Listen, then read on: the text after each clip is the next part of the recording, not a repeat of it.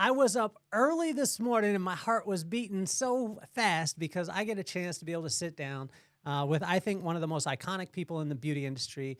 Not only that, but one of the best motivational speakers in the entire world, a New York Times bestselling author, one of Oprah's favorites. This man has been an inspiration, and not just on a world sense, but on a personal sense. I was just sitting the other day, and I remembered a time when I talked with a girl, and she was having a challenge in our business. And I told her she told me, she said this quote. She said that it's business, it's not personal. And I said, well, until you take it personal, nothing will ever happen. And with this man, it's been personal for me because every single thing that I have tracked back in my career since I came in contact with him back in 1997, every single thing has his fingerprints on it. In my career, in my life, in my marriage, all these aspects, leadership, anything where I go, even down to me switching up of careers. I remember having a conversation with him backstage and saying, I really want to go into the keynote speaking side. What should I do? And within 30 seconds before he was about to walk on stage, he stopped, he looked me in the eyes, and he told me, go and speak at every single Chamber of Commerce event and volunteer your time as much as possible and get in the reps. And I did that and started off, and it started to work out amazing. This man is not only all those things that I talked about, but also he's a co-founder of the Paul Mitchell Schools, and that has revolutionized the professional beauty industry and has given so many of us the platform that we live on today. And so it's my honor, my pleasure to bring back on. It's been 5 years since we got to be able to sit down and have a conversation on the podcast. But it's my honor and my pleasure to bring to you Mr. Winn Claybaugh, the best in the world. Let's get this party started. Nothing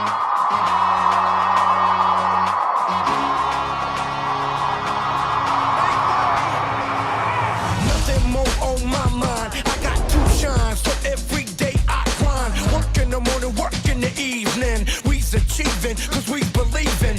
It's for certain, we put the work in. We ain't stopped just because it's hurting. Right before your eyes, so it's coming to no surprise. The takeover is televised. Over and over and over again. Make no mistake, we continue to win. Defeat never know, cause I will not lose. They wanna mimic my moves, but can't walk in my shoes.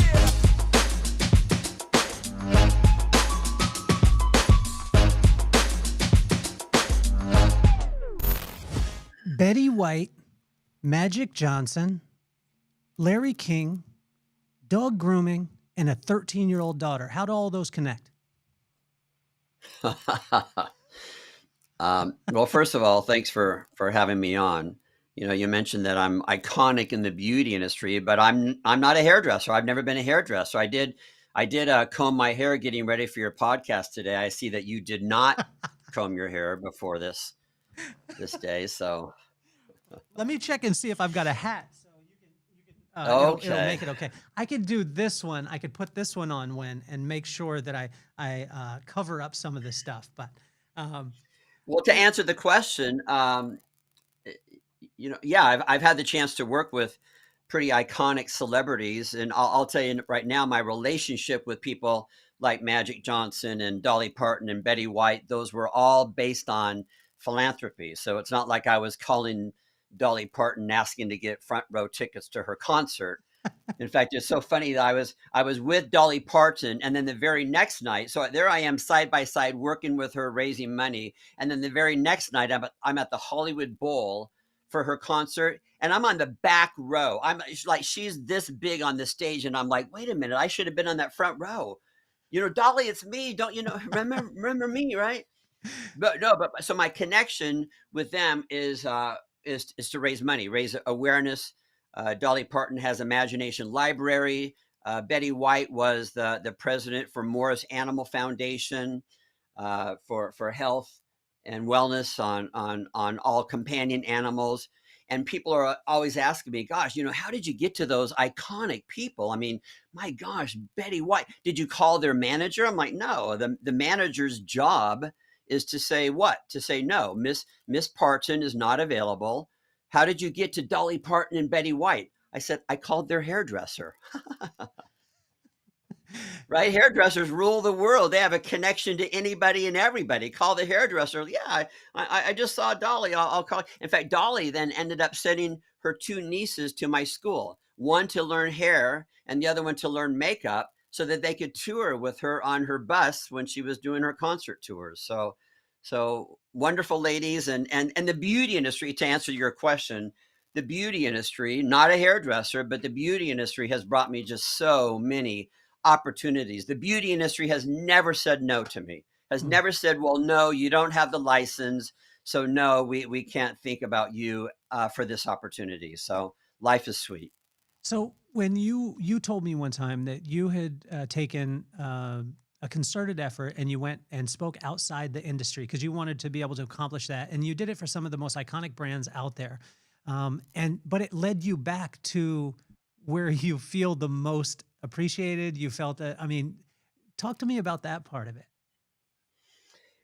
Yeah, to be able to not only hone your message and to have a more versatile, profound message, it is important for us to reach out into other industries. You know, the way I look at it, for the beauty industry, to bring somebody who has nothing to do with the beauty industry, to bring them into my company, Paul Mitchell Schools, even though they have no experience in the beauty industry, we call that unconventional wisdom. Conventional wisdom is what we already know. And by the way, there are some people who think, well, if they didn't come from my background, from my education, from my industry, then I don't really care what they have to say because they don't know me, they don't know my industry. And that's not a good way to look at it, because what we know is what we already know. That's conventional. We need unconventional wisdom. We need outsiders to come in. And so I wanted to be an outsider in other people's industries, not only to share the stories about what I've experienced in the beauty industry, and everybody loves stories about hairdressers and what they go through. And my God, those are some of the most iconic, trending stories. What's going on with this celebrity and their hair and their clothing and everything that they're going through. And so not only are they great stories, but I wanted to learn from other industries. And what I found when I got out there, and this is the gratitude that I have for the beauty industry, what I found when I got into other industries, whether it was speaking in the real estate industry or hospitality industry, is that we're good speakers, Kelly. We're good speakers. Why? Because we grew up speaking in the beauty industry, and hairdressers. It's not uncommon for a salon professional to attend 2 or 3 educational events on a monthly basis. And so they're really good because they have so much experience with learning and sitting in the audience with the speaker. They're really good at deciphering whether or not the speaker knows what they're talking about. Do they have the skill set to capture an audience? Where in other industries, maybe, in the real estate industry, those employees will go to 1 educational event a year. So yeah, speaking in the beauty industry has been a great, great experience for me to be more profound in other industries as well. Well, when I was talking about this morning about the taking it personal part, um, you reached out yesterday and you said, hey, you're the most prepared guy that I've ever met in my life. My wife and I were talking about this as she's brushing her teeth this morning. She stopped brushing her teeth, which most people won't. They'll just say, hey, wait a second. But she stopped brushing her teeth to say through her toothpaste, Winn is the most prepared guy that I have ever been around. Like it, it, it blows me away. But as I was looking at it with the personal side, I realized that your fingerprints are in everything. And you did it to me yesterday. So you sent me a text and you said, here's a couple extra questions. This is what we want to be able to focus on. And then you said, I listened to the podcast, which was affirming something that I had done. And then at the end, you gave me a compliment and you celebrated me. And you celebrated it publicly. And it lit me on fire for the rest of the day. When it comes to culture, how were you able to, were you that intentional from the very beginning? Because bringing people from the outside, like you were talking about, I had never seen this before, because most people in the real estate industry will only bring real estate people, but you have consistently brought in the Magic Johnsons to speak to school owners. He's a a NBA champion. Like some people could say, well, what does he have to do with the beauty industry? But you constantly did that. Why was that? Because how I started off in the beauty industry, again, no experience, no college education, barely, and I mean barely graduated from high school. Apparently, they want you to show up. I was busy, I told them. So without any experience, no education, and not even the license as a hairdresser to say, oh, well, at least I have this going for me. I knew that I had a lot of work to do. Entering an industry, I knew that I had no credibility, and I had to make sure that I was educated properly. I had to surround myself with the right people. So, and that belief system, surrounding myself with the right people, knowing that I'm not the smartest person, I'm not the most talented person, I'm not even the prettiest person in any group, in any organization. And the good news is, I don't have to be. My gosh, what a relief to know I don't have to be the smartest person in a room in order to be successful. And so I started off that way, and I've carried that with me through my 40-year career. But even back then, because I didn't have the education or the experience or the license, I knew I needed to find a team of people that was smarter, more talented than I am. And my only job was to make sure that they were happy. Because sometimes we attract super talented, smart people, and then we piss them off, right? We lose them, and we can certainly talk about why that happens. We're jerks, and so I just knew that that was my job, to make sure that they were super, super happy and that they were loyal. And based on that happiness, I've had people that have been with me for, literally from the very beginning, 30, 40 years. And a lot of people will say, this is the best job that I've ever had. When you talked about nice, I remember when I first saw the book, and you gave me a hard time because you were like, my book looks tattered. And I'm going to go, I'm actually going to take and have people be able to see. I'm going to switch out this. So if you're watching, you can see his book. And on the top of it, there's a lot of wear to it. The reason why is because it's been used, and it's been used over and over again. When I first read this, though, and I looked at it, especially being a young entrepreneur, right? As a young entrepreneur, and I mean, you had to wrangle me a lot, which you could talk about later too. I mean, there was a lot of conversations that you had with me that was a wrangling. It was always nice. But when I first heard the nice, I was like, man, that's soft. And I can't be an entrepreneur and be soft, because I've got to lead this company, and I've got to, I'm going into war. That's the way that most people think. Can you explain the nice part of it, and that it's not just about sunshine and rainbows? Yeah, and sadly, that is the myth. People think that if I'm nice, people will walk all over me, right? To be a leader, you have to be hardcore. You have to walk into the room, and all of your people fear you. And that's such old school culture and old school leadership. Old school leadership is that you dictate, you control, you manipulate. You think that your only job as the boss is to police people. And you ask anybody, gosh, have you ever worked for a boss like that? Did it work? And the answer is always no, it didn't work. It didn't work. Statistically, 50% of people who quit their jobs did so to get away from their boss, did so to get away from a toxic culture. And by the way, those who quit are not the worst employees. They are the best employees. The best employees quit. Why? They know they deserve better. The worst employees, by the way, they stick around because they know that they're lucky to have a job. How are you able to incorporate the masters? So this was a really cool thing too, because podcasting, as we know today, is very popular. It even swayed the election.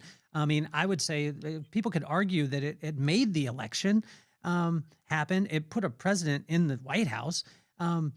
So the power of podcasting is so strong, but you seem to always be on the forefront of every single thing. And in the last 24 hours, Winn, I have to tell you, it was probably the most ego-crushing thing that I've experienced, because over my career, I was like, man, I have these concepts. And you build them up, right? And you build this ego. Well, over the last 24 hours, I examined every single thing that I did in my professional career, and every one of them links back to something that you told me. I started a company and we called it Inspirations, but you know where it came from? From facing. Find it, acknowledge it, celebrate it, and enjoy it. Came from you. Um, Mm. I talked about, that leaders had to, serve the people. And you were telling me that from a very early age. You helped and guided me through my speaking career. You showed me exactly how to do it. At the end of these last 24 hours, I realized that I wasn't a genius, that I just did what you told me to do. Have you have you have you ever had that type of experience? Because you had with the masters, when I'm going to it, that's why I was circling around to, is with that masters, you're constantly bringing on people and you're listening and you're interviewing in a way that I hadn't ever seen, because most people will overtake the interview. But how big has the masters been for you, and where'd you get the foresight for it? Well, first of all, thanks for the very, very kind words and the accolades, saying that you were just doing what I told you to do. Well, guess what? I'm doing what somebody told me to do. I'm a product of my mentors. Again, I'm not the smartest person, but I'm a really good student. And what do they say? You can't be a good teacher if you're not a good student. You can't be a good leader if you're not a good follower. I'm a really good follower. I'm really, really good at it. And my mom tells me that growing up, how she got me to eat breakfast was to tell me that that's what Walt Disney ate for breakfast, literally. So okay, then I'll eat it. It wasn't enough for my mom to tell me to eat it. She needed to say, well, Walt Disney eats this, and so I loved Walt Disney, and so of course then I'll eat it too. So I'm always been a product of my heroes and my mentors and my teachers. And as far as the podcast goes, it was Tony Robbins had a monthly podcast, Mm. right? And this was, I don't know, 35, 40 years ago, where every single month he recorded a new interview. It came out on a cassette tape. For those of you who don't know what that means, look it up, a cassette tape. And so since he did it, well, of course, if I want that success, then I have to duplicate what he's doing. If I want to have that success, if my mentors are getting up at 4 o'clock in the morning, well, then I need to get up at 4 o'clock in the morning. If my heroes are having that kind of a success, well, then I need to learn everything about them. Who are their teachers? Who are their mentors? What do they eat for breakfast? How much sleep do they get every single night? And then I can duplicate all of those things to eventually duplicate the success. Because a lot of people, they want all the success without doing any of the work. And so since my mentor, my hero, Tony Robbins, was doing a monthly on cassette, I'm like, I'm going to do that too.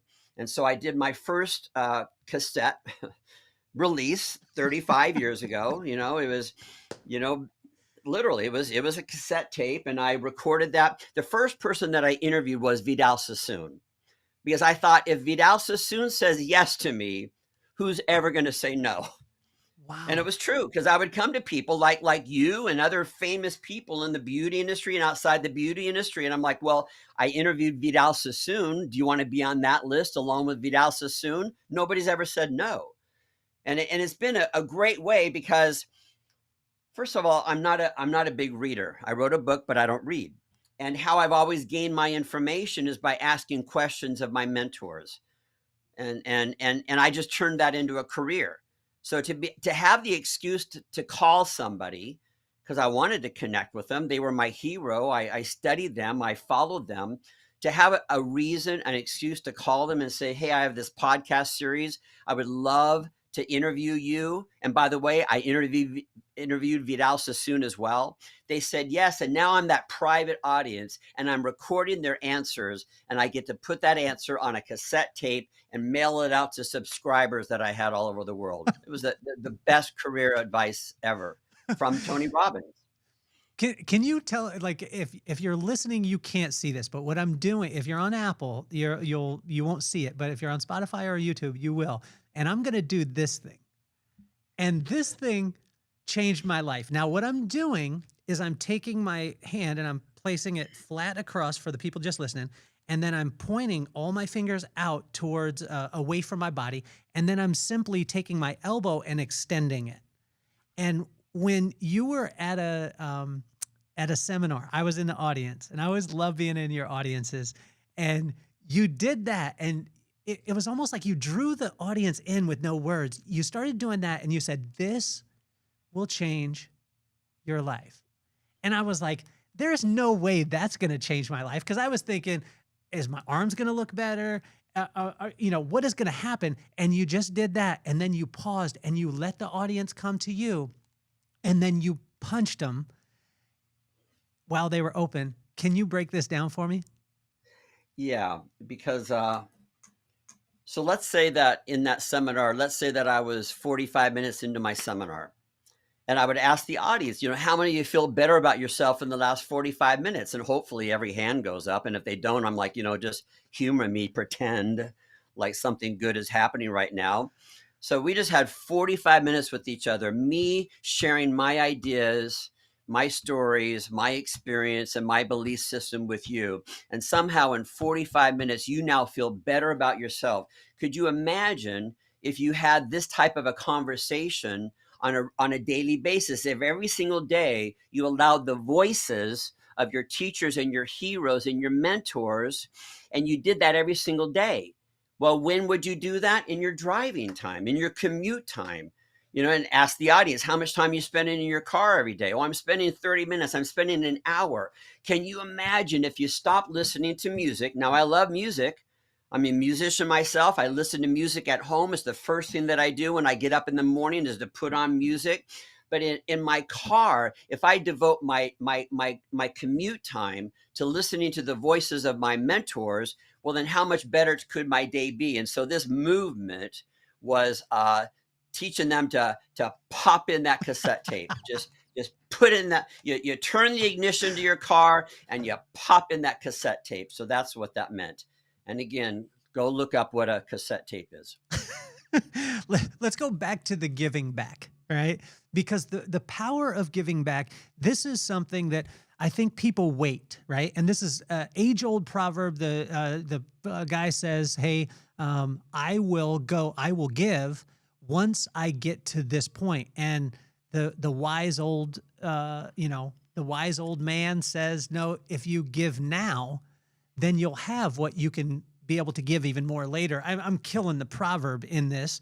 But in this giving back part, I think that there's a lot of resistance to it because it's like, well, what do you mean giving back? I'm the one that needs something right now, but what is the power of that and how can it build a business?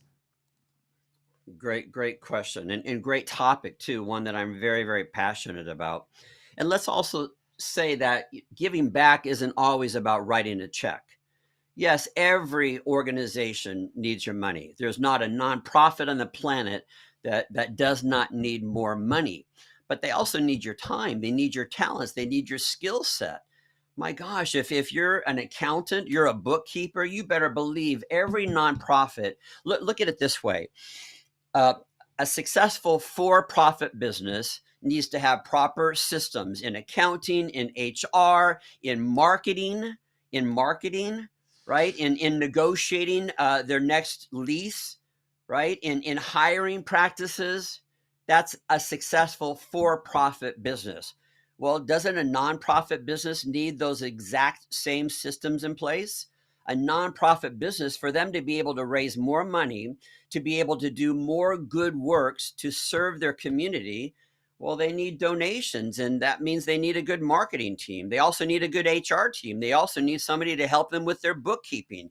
If you possess any of those skills, maybe you can't write out a check, but can you volunteer an hour a month to help them set up their books? Right? Can you volunteer your time for an hour a week to help them with their social media so that they can bring more eyes to their cause? So there's ways of giving back and making a difference that don't always require making money, or I'm sorry, donating money.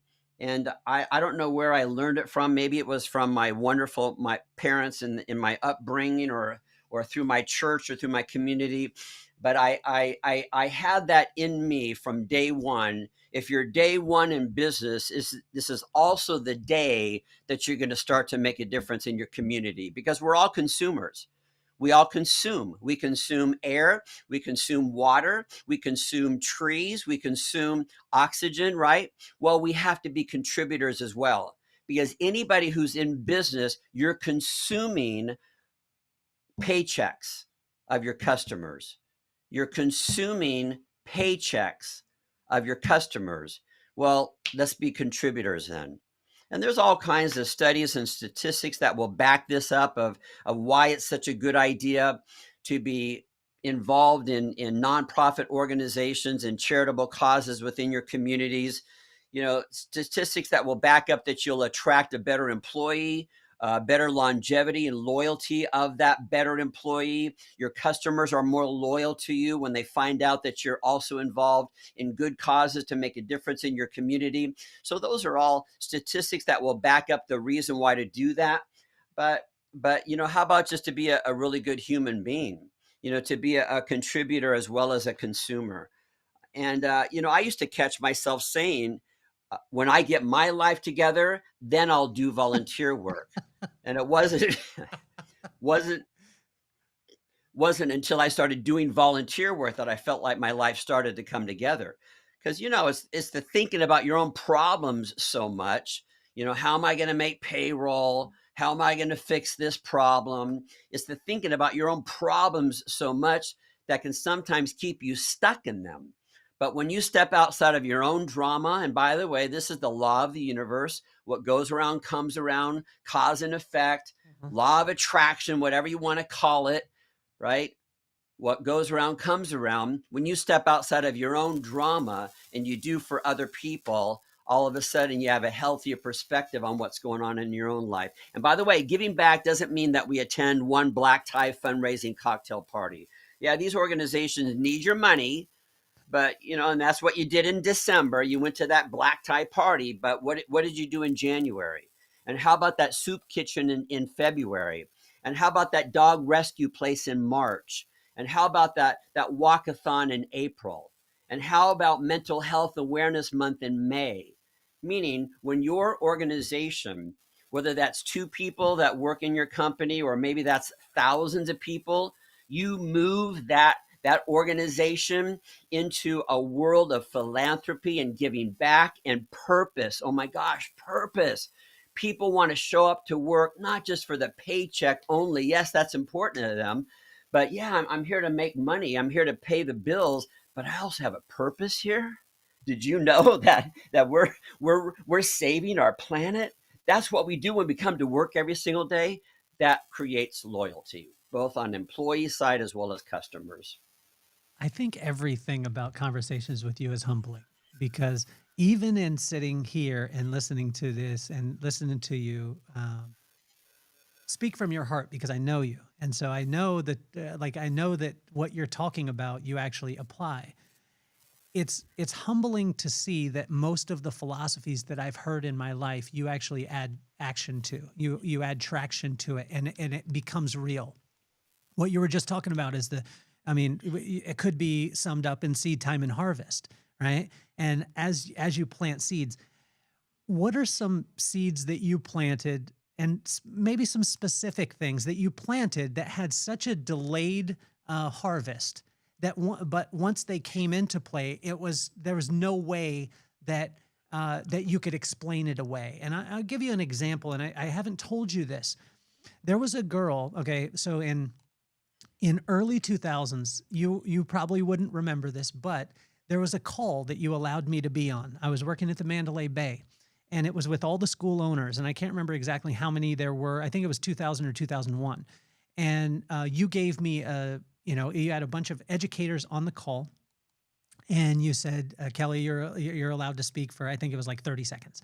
And I said, I just want to let you all know that you all think I'm too busy. I'm not too busy. If you ask, I will come to the school and speak at your school, and I'll do it free of charge. All you have to do is ask. And then I was done, because you gave me 30 seconds. I wanted to do the 30 seconds. When I was done, one of the top educators from Paul Mitchell called me and said, that was the dumbest move you've ever done. You're going to work for free for the rest of your life. I can't believe you did that. And I said, well, I didn't know anything. I was young. I was maybe 23, 24. That started off a journey from 2000 to 2011. And I would go to anywhere from, 20 schools a year, 20, 25 schools a year. And I would take my team with me, and we would go and volunteer, and we would do the thing.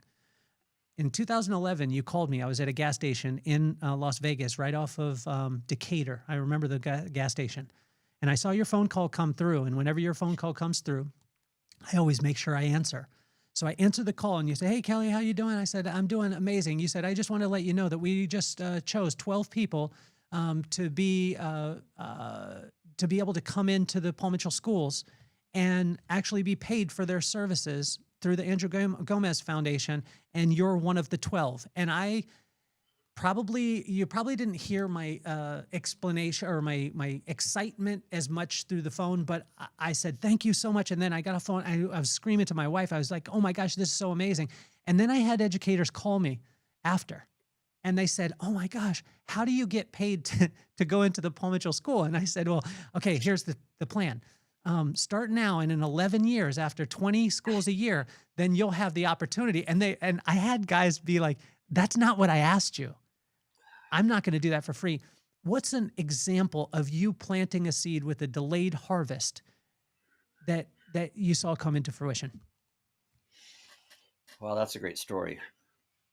My God, my tissues are just sitting here off of the side, and as you're talking, I'm like, I need to grab another one. I'm just so emotional through this. So, that just really warms my heart to hear that. So thank you for that. Um, that's my whole life, answering that question is that's my whole life has been set up that way. Just do the right thing. And you don't sometimes know what the end result is going to be. You don't really need to even think about the end result. I have this very strong belief system that everything happens for a reason. And it's not just the big things that happen for a reason, even all the little, what can be insignificant, silly little things happen for a reason. And I've always had that belief system. For a lot of people that really came alive during COVID, this happened for a reason. What's the reason? For me, COVID was like God sending the entire planet to their room. Go to your room, take a time out, right? And meaning, why is this happening to us? Why are we stuck at home, so to speak, and one-on-one with our family members? Gosh, I always wished I had more time with my daughter. Well, really? Did that include homeschooling? Well, okay. So I've always had that belief system that I should just do the right thing just because. And in planting those seeds, as you talk about that, I can draw a direct line of, oh, this opportunity is happening to me today because of something that I did 20 years ago. Oh, but you're asking for specific stories. Yeah. in it. Do you have Okay. and here's a little thing when you said 20 years. Watch this. Okay. What does the name Rachel Alexander mean to you? Rachel Alexander. I'm not sure. Remind me. Remember, this is a 66-year-old brain that you're talking to now. Okay. With muscles of a 19-year-old. So I've seen you in the gym, man, at 4:30 in the morning when I just went and stood by the what is it, the treadmill while you walked, and I asked you questions. This happened in Orlando. That's why I you're remember smiling that. right I now. remember that. So Rachel Alexander, get this. The first time that a school called me after that call that I was on, I'm getting goosebumps when I say it. Rachel Alexander went to a school in Provo, your first school.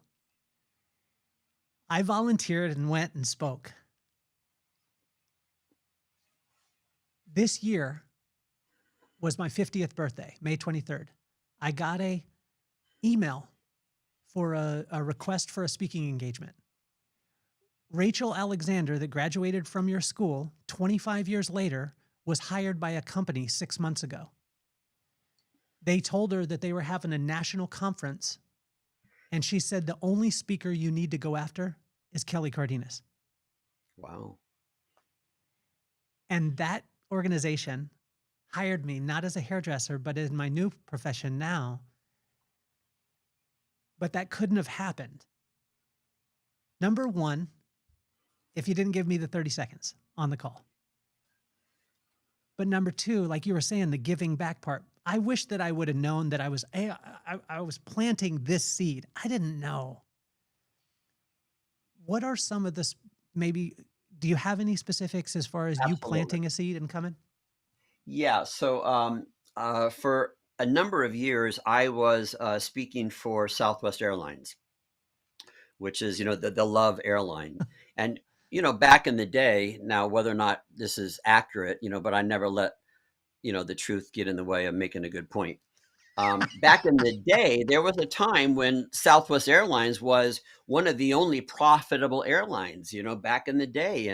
And by the way, it was a female president, Colleen Barrett, so the only successful, profitable airline, and the president was female. So that was also a rarity. And she was the assistant to the president who founded the airline, and so she had a history there. And by the way, everybody loved this woman, and so she hired me.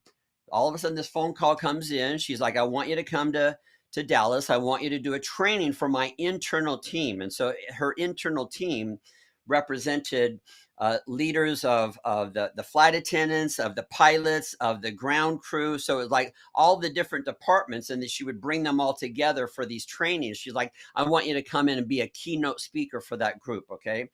And then, by the way, after that, she flew me, I don't know how many different events, probably another 30 events around the country that I did for her. So there I am in Dallas and speaking. When she stood up there to introduce me, she said, "Now, those of you who have known me for all these years, I have never, ever brought in an outsider to speak to you until today." Okay. Now I'm really curious, like, how did I get this gig? Like, how did this happen? And here's how it happened. Because yeah, I wasn't just waiting for the phone to ring. I never wait for the phone to ring, because I don't know about you, Kelly. The phone does not ring. The phone does not ring. We don't wait for things to come to us. We go to them. We make things happen. And so, of course, I wanted that gig. I wanted any gig. I wanted to work for any organization, company, including Southwest Airlines. And so I'm hustling. I'm doing whatever I can. Could never get to Colleen Barrett directly, but whenever I called, the girl who answered the phone, and I don't remember her name now, but I learned her name back in the day when I was calling, and she just got comfortable with me calling. "Oh, it's you again. It's you again. Here you are again. Oh, okay. Colleen Barrett is not available, but I'll tell her again that you called," right? Every time that I talked to her, I was just super nice. I was just engaging. I learned about her and her personal life, and we would have these personal conversations. But she was, in my opinion, or in my awareness, and maybe for other people as well, she's a nobody. She has no power. She's just the receptionist. But I was so nice to her. And Colleen eventually said that to me. She said, "Winn, I booked you today because for the last couple of years, when you've been calling here, you're so nice to this receptionist, and she just keeps on singing your praises. She's never met you. She knows nothing about your speaking abilities. She knows nothing about you, but you're so nice to her. And we're the Love Airline. So I thought maybe this is the guy to come and speak." So I'm the king of transitions. Uh, my my fr- my friends give me a hard time but when I say this transition, when I look at it, that was a cultural thing for you. Like, it wasn't just on Tuesday I do this, or I had this idea. This was a cultural thing. This was something that you set in play. That being nice part was a part of the culture of who Winn is, even when you were by yourself. The power of culture. Why is it so important that you're intentional with it, as opposed to, hey, I can just, I'm a good person. I can kind of just free flow this thing. Why is it Well, so important to have a culture that is so intentional? it's funny because at the very beginning of this interview, this podcast, you were telling me that somebody had said something to you along the lines of, "Oh, this isn't personal; it's just business." And when anybody said that to me, I'm like, so it's supposed to sting less. The fact that you're screwing me over in business shouldn't hurt me because it's just business and it's not personal. for me, business has always been personal. It's always been personal. And so if that's how I want to be treated in my personal life, if I want a successful marriage, if I want a successful relationship with my parents, if I want a successful relationship with the server at a restaurant, right? Well, how do you build that? How do you cultivate that? Through niceness, through respect. And so why wouldn't I also apply those same principles to business? So to me, it's business, but it's all personal. And I think that the best relationships that I have in business where are the types of relationship like, okay, so the new president of Paul Mitchell, his name is Jason Yates. Mm-hmm. Jason and I get together on a monthly basis, face to face. We carve out the time in our busy schedules. Either I drive to him in LA, and then the next month he drives down to me in Orange County. We sit face to face. We're together probably 90 minutes, right? And I bet maybe at least 60 minutes of that is all personal. It's about health and wellness because we're both on this path together, and we're sharing with each other. I bought a cold plunge. Ooh, how is it? I'm doing NAD injections. How is that? We're always sharing best practices for that. Then we talk about our families. We talk about our vacations. And at the very end, we're like, oh, I guess we need to talk about business. Let me tell you something. The relationship that we have and what we are able to get done in business for the next 30 days, and there's a lot back and forth, Mm-hmm. is so productive. It's so respectful. We respect each other, we honor each other, but it's because we have a foundation that's personal. And that personal relationship is, I'm going to say it, it's nice, and it's loving, and it's filled with caring for each other. I want him to be more healthy, and he wants me to be healthier, and he wants me to have more balance in my life. And so he knows I can pull that off Winn's plate and use some of my resources to help him with that. And he'll do the same thing for me. And it's because, let's just call it that foundation of being nice. My gosh, the productivity that we have in business is so much better and so much more successful than with those people who it's just business. It's just business, where there's never the niceties. There's never that personal relationship. And so I've always been one that has started all my business relationships from a personal point of view. How can we get to know each other personally? And then maybe we'll find a connection in business, and that will be even more productive. Winn, let's show them the prep. You showed me this before we started. I want you to and you're going to have to center it. So bring it up, and I want you to see. Because this is the most prepared man I've ever met. When you told me over to your left, I think it would be, yes, right there. These are the notes, guys. These are the notes. If you're watching, you can see it. And how many pages do you have there? Almost 12, I think. Okay, 12. And you told me once that for every hour that you do a keynote, you spend, or even 45 minutes, you spend 100 hours of preparation in this. To this day. To this day. And it blows my mind. And even yesterday, you emailed me to then text me to let me know that your email had got there. So you texted me to let me know that the email, so I had read your text before, then I read your email before, then I got your text afterwards. And it was this correspondence, and it was the preparation. It was this professional.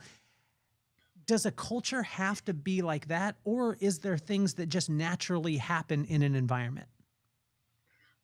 Okay, this is a loaded question, and I love the question, and I love the topic. Because a lot of people think that to run a successful business, that you're relying just on the human beings who work in the building. No. Systems run a company. Systems run a company. Because if you have 100 brilliant, talented, incredible people, you're assuming that all 100 of those people think and act the same, which means now your customer is experiencing inconsistency.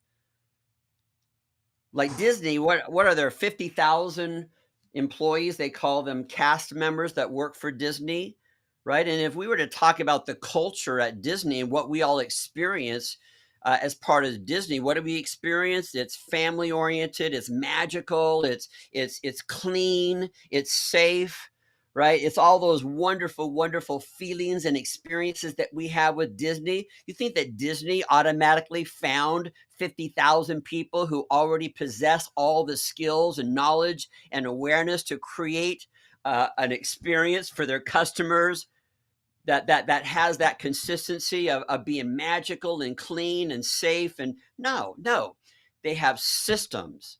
They have systems. And by the way, you can't show up with your own idea of what Snow White looks like. You know what I mean? You can't show up and say, boy, those little brats are really pissing me off today, and go have a cigarette break as, Snow White. No, that's not Snow White. That's not Snow White.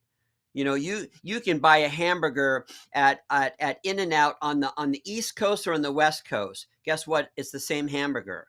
You can't show up to In-N-Out saying I have my own recipe for a hamburger. No, that's not how we do things. It doesn't matter how much creativity you have as a personal chef or how much schooling. No, this is our recipe for a hamburger.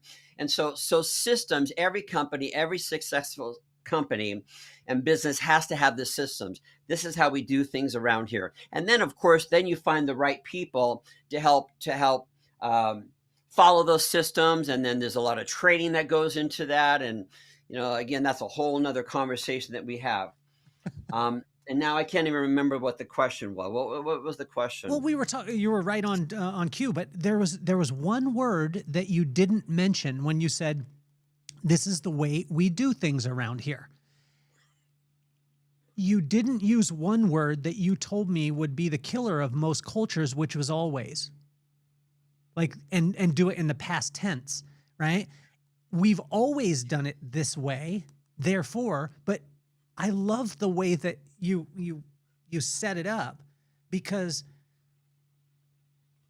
it's tough for entrepreneurs. And I want to bridge this part of it, because we're in the shiny era of entrepreneur right now. We're in the shiny entrepreneur side. We're in the individual side. I let my, I do my thing. I don't need anyone around. But anyone who becomes successful at what they're doing, it has to be systemized. If it becomes systemized, then you're going to move into that realm anyway and step out. Like, how do you communicate this to the person who is looking at the entrepreneurial journey as a shiny, you can't tell me I need to do anything, I'm only on my own, I'm going this way? Okay.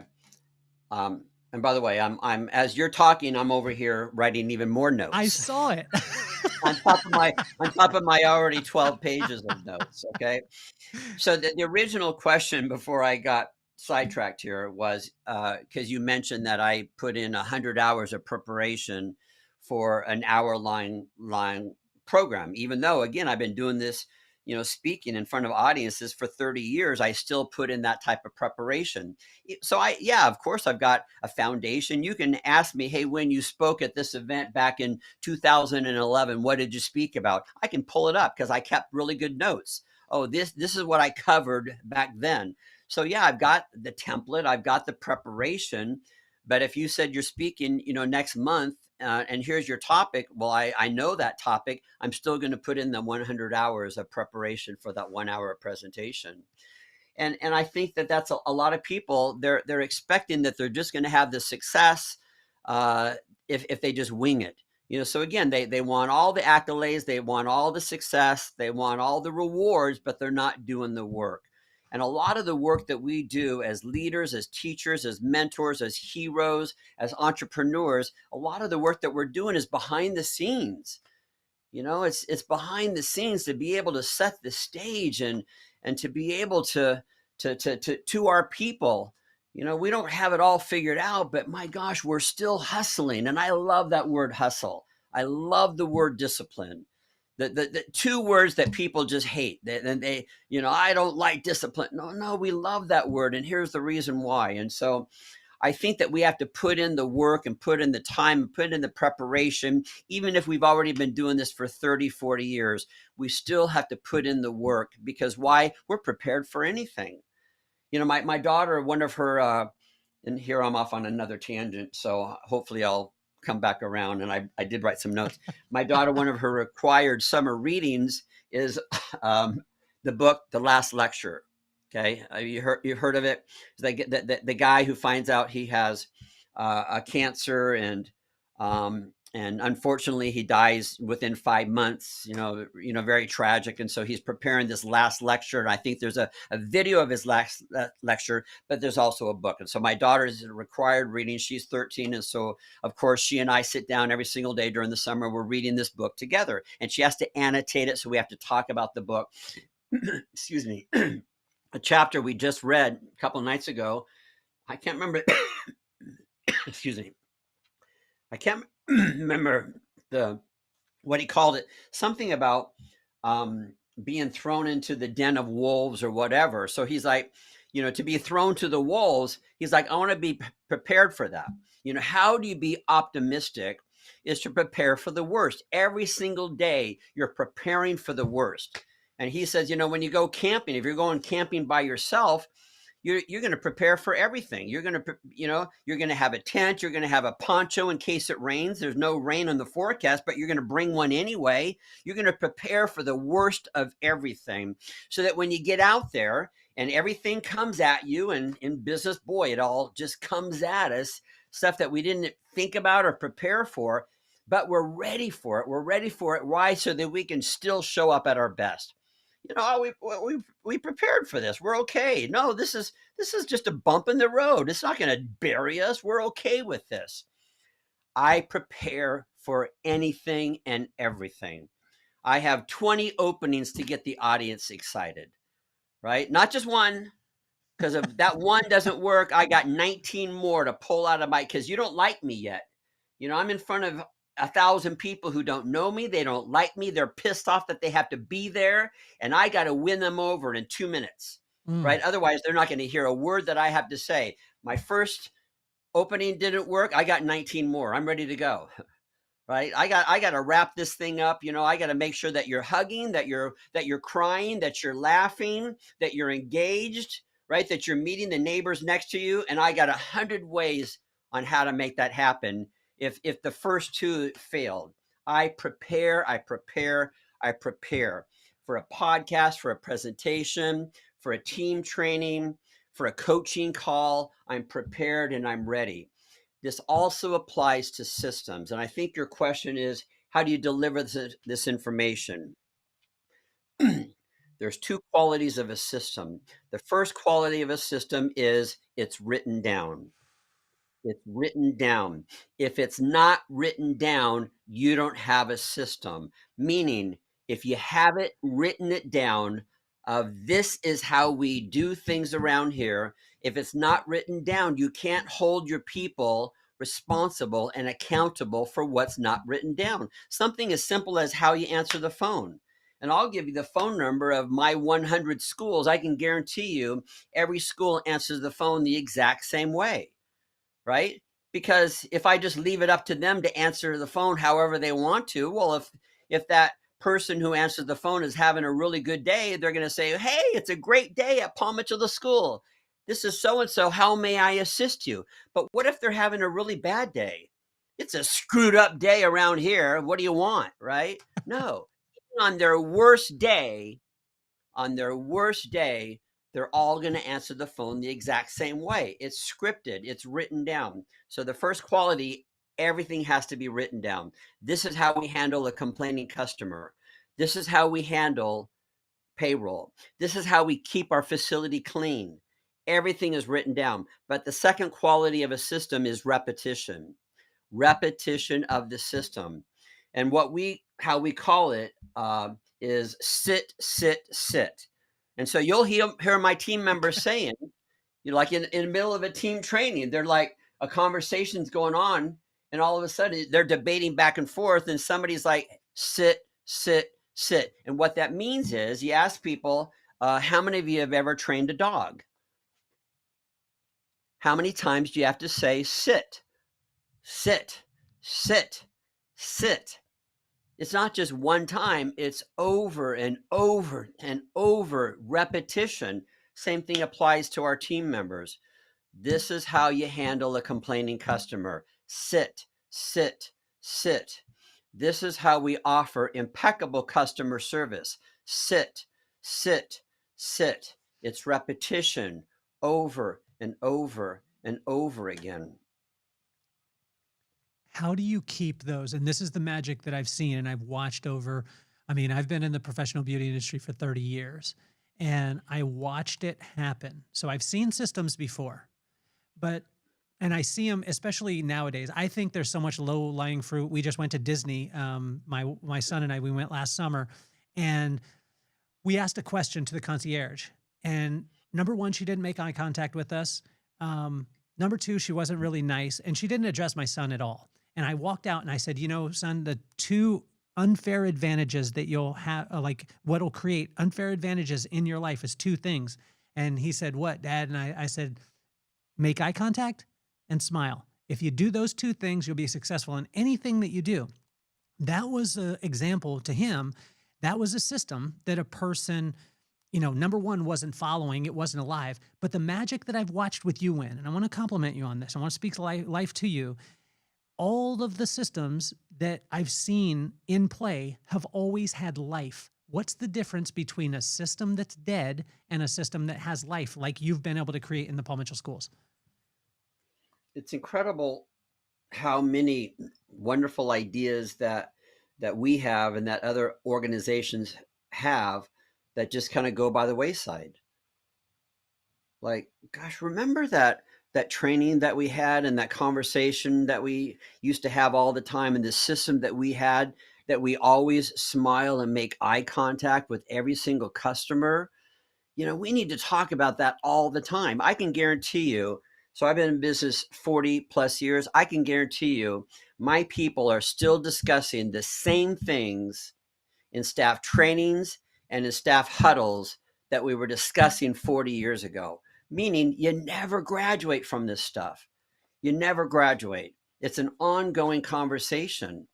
And the funny thing is, especially nowadays, you know, when budgets are tight and margins are shrinking, you know, people are like, gosh, I can't afford to train my people. And then, you know, gosh, there's so many opportunities for them, you know, staff turnover, you know, you're talking about that mass exodus that most companies are experiencing. And so you have these bosses that are saying, gosh, what if I spend all that money training my team members and then they leave me? And the question should be asked, what if you don't train them and they stay? And maybe that's what happened in your experience at Disney, you know, which is heartbreaking because that's not what you expected from Disney. Absolutely. You know, so maybe they, well, I would never want to speak for that beautiful, incredible organization, but some companies have done that. They scaled back their training, right? They still, and their customers still expect that beautiful experience, you know, top of the line, and yet without the training. You don't graduate from this stuff. You know, I don't know about you, but, you know, I'm just as engaged today in my personal training as I was 30, 40 years ago. I was an idiot 30 or 40 years ago. I knew nothing. Well, guess what? I'm an idiot today. I still need the podcast. I still need the books. You know, I need to sit side by side and learn right along with my daughter. You should see my book. She's annotating her book. I'm annotating my book. You should see my book. And she's like, Dad, why did you write Summit in my book? That has nothing to do with the book. Well, sweetheart, we have a summit coming up, and that's a great idea that I want to implement in the next Paul Mitchell training. In our next summit, I'm going to use his idea from your 8th grade required reading book for my next training. I still need this information just as much as anything else. You know, and I love this story. So I was recently at a big beauty industry event. It was at the Anaheim Convention Center, Professional Beauty Association, you know that organization, PBA, right? So I was there as a speaker, and the organizers of the event, they're like, Winn, we have to introduce you to somebody, right? So they dragged me to this classroom. I walk into the classroom, and you've seen this, Kelly. It was a hands-on haircutting classroom, and so you look out, there's like 200 mannequin heads all set up, right? So there's going to be 200 people all following the teacher on the stage, pull the hair down this way, comb it this way, cut here, right? That's what the 200 students were going to learn, right? That's what they were going to do. They take me to the front of the classroom. They introduce me to this woman. She's 85 years old. She's been a hairdresser for 70 years, since she was 15. And there she was on the front row, signed up for training and education. Wow. There she is, still investing in herself. Kelly, I know 18-year-olds who already know it all. And you and I both know there's something very unattractive about a know-it-all. But, and this is a good lesson for leaders. My gosh, when you model that to your team members, so in your next staff huddle or next one-on-one, you share with them the great book you just read, the incredible podcast that you just listened to, the 2-day retreat that you just attended. Oh my gosh, you guys, I just went to this training. It was amazing. Let me tell you what I learned. By you modeling that behavior of continued personal growth and learning, that inspires growth and learning for them as well. How are you seeing having a 13-year-old daughter? Number one, that's a feat in itself. Let's put the schools aside and all the accomplishments. The fact that you have a 13-year-old daughter, I think that's as much work, if not more, than any of the others. Let's talk about the way that they learn, though, because the way that a 13-year-old is learning, I've got a 13-year-old son now and a 16-year-old daughter, and the speed that they can consume information, how quickly they can get to something. At first, I was a little old school, and you taught me about old school leadership, and that'll fail me. But I was more old school in like, oh, you need to put that down. You need to do this. And then I started to want to celebrate the fact that my son was using AI. I wanted to celebrate the fact that he could get something done in 2 seconds that it took me 4 years to be able to figure out. How have you adapted in this, and how are you adapting it into because you're in an industry that's people driven, right? How are you implementing this AI side and still keeping the heart and soul in it? I don't think I have the answer to that, and I'll use this answer a lot. I don't know, but I know who knows. I by the way, I use that response a lot, because people are always asking me, we're a very, very successful company. And so people, they think if they get me, the founder and the CEO of the company, I have all the answers. And I'm like, I don't know, but I know who knows. Well, I want to compliment you on that, because probably 30 years ago, when I heard you speak, and I want to talk about your consistency and your preparation, because we're going to go to the notes here in a second. 30 years ago, I remember you say, and at first it kind of hit different. You said you started, I don't know if you started it this way, but and I want to talk about the public speaking side too, because you're masterful at this, but now I'm understanding the technique part of it and the preparation. You quieted, and when you quieted, you drew the audience to you. And I think a lot of speakers think that if I just speak louder, then they'll listen more. And you did the opposite. You did that. And after a little bit of a pause and everyone was at the front of their seat, you said, I know everybody.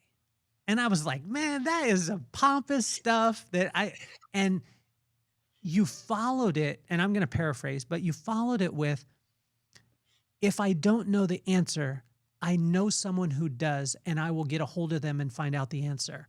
And that, number one, I went into judgment of you when you said, I know everybody. I was like, who does this guy think he is? And then when you said, we brought it back, I was like, oh my gosh, this is a guy I want to hang out with all the time. So I want to compliment you on your consistency. And then let's go to the notes. You have 12 pages of notes.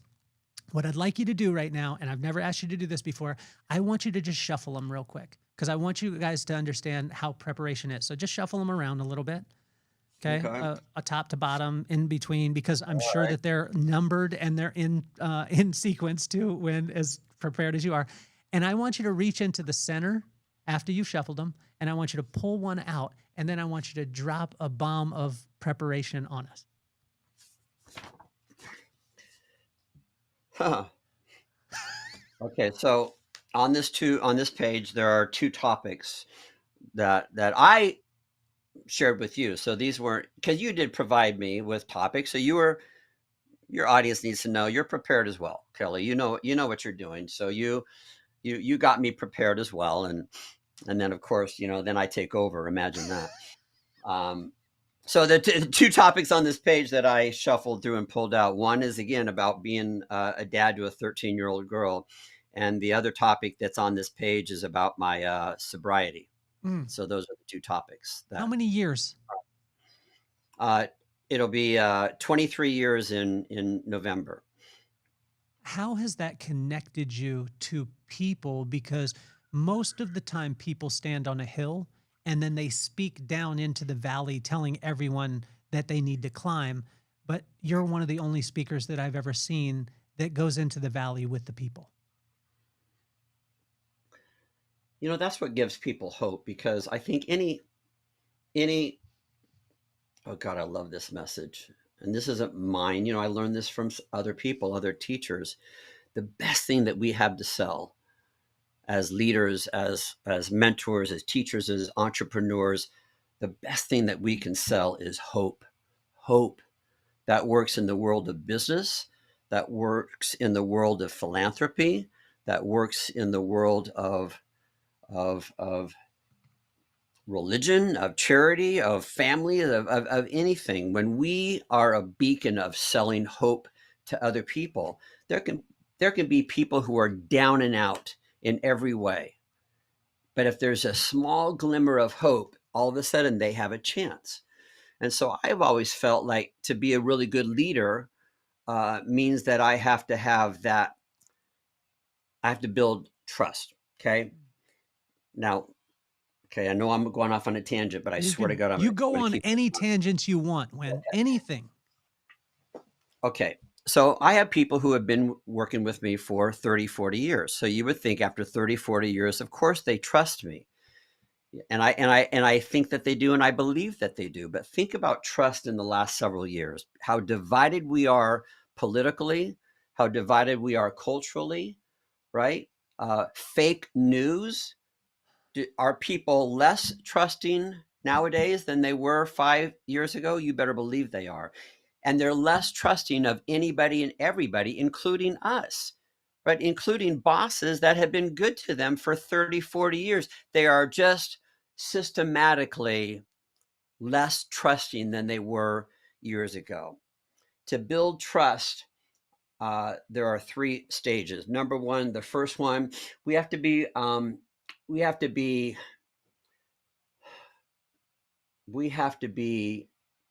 open and honest and transparent. Okay. So when I'm transparent with my team, then that gives them hope. Meaning if all I do is talk about my successes, how good I am, how much I have accomplished, the awards, the money, they can't relate to that. But when I talk about my struggle with sobriety, my struggle initially 23 years ago of being a drug addict and what it took to overcome that, and how to this day my daily routine to maintain that, all of a sudden they're like, oh my gosh, when he gets me, because my brother's struggling with addiction right now. And if he overcame that, because he looks like he's doing okay, if he overcame that, well, then maybe there's hope for my brother. Maybe there's hope for me. Again, that word hope. So that's the first thing that starts to build trust, is that we're transparent. Be open and honest and available. That doesn't mean you have to share all of the intimate details of your personal life. It doesn't mean that at all. Okay. The second thing that builds that trust is empathy. Empathy. When I want to know about what's going on in the lives of my team members, not just what's their performance review as an employee working for me, what's their personal life like? How's their marriage?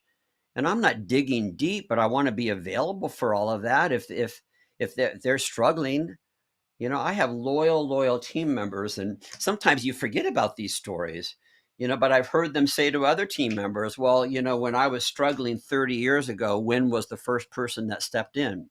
I want to be the first person that calls one of my schools when there was a hurricane. I want to be the first person that calls a team member on their birthday. And I'm not exaggerating. I bet I call at least 300 people a year for their birthdays. And I have people that tell me, my husband forgot my birthday today, but I knew that you would remember. And by the way, get this. Now they tell me that they purposely don't answer the phone when I call because they want me to leave a message, because they'll save that message for years and years and years. Right? It's a stupid little thing. And by the way, when I call them, and I changed this a couple of years ago, I would call them, before, hey, happy birthday, and I leave some stupid little silly song on there. No, I change that. I make it personal. I'm really engaged, and I tell them, here's the reason why I'm celebrating you today. I have so many reasons to celebrate you today on your birthday, and here are the reasons why. I'm getting emotional as I talk about this, right? So I'm empathetic. I'm the person who is calling them when there was a death in their family. I want to be that person who's empathetic, and I know what's going on in their lives. I have school owners, I have team members who know so and so had a death in their family. Call Winn. Winn needs to know. I made one of those phone calls today. I don't know the mom, I don't know the student, but we had a student in one of our schools who was in a tragic accident and died a couple of weeks ago, right? I don't know her, and I don't know the mother, but I called the mother this morning. And I knew that I needed, and by the way, the school owner knew that I needed to make that phone call to the mother, that would be profound.